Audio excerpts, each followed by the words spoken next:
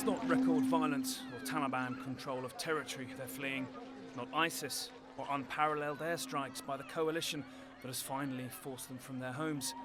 They're instead running from drought.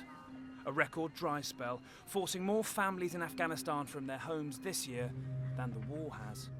And as if Afghanistan hadn't already broken all superlatives for its misery, this is what it's driving them to. Meet Mamarine and her 6-year-old daughter, Akila. You'd think a tiny family united under plastic sheeting.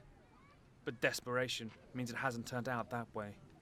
Mamarine has sold Akila for $3,000 to this man, Najmuddin, who will give her to his 10-year-old son, Sheraga. Listen to how they got here. Mamarine first.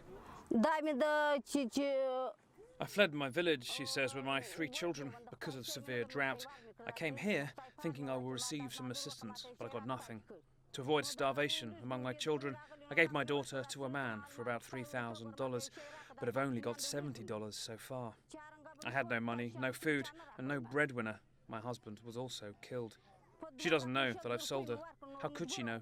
She's a child, but I had no other choice. What if Akila tries to run, we ask. Whether in tears or laughter, she says, Akila will have to go. Who would sell a piece of her heart unless they really have to?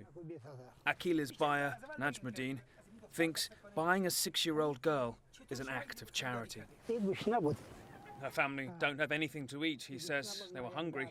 I know I'm also poor, but I'm sure I can pay it off slowly in 2 or 3 years. The cameraman asks, but aren't they children? Doesn't matter, he says. These things happen here. Even an old man marries a young girl. It happens.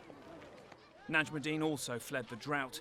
The UN says it has put 275,000 people on the move this year, about half from around the area of Baghdad. The wheat crop has failed us, he says. We couldn't grow melons. All the other crops failed because of the drought. We lost our livestock. The sheep, cows and goats all died of hunger as there wasn't any fodder for them. Around the camp, we hear this kind of horrific story repeated. Here, this man sold his 4-year-old daughter to a 20-year-old man to settle a debt.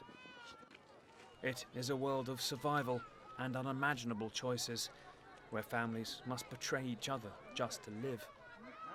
And winter is ahead, promising to be colder, as arid and hungrier too. Nick Payton-Walsh, CNN.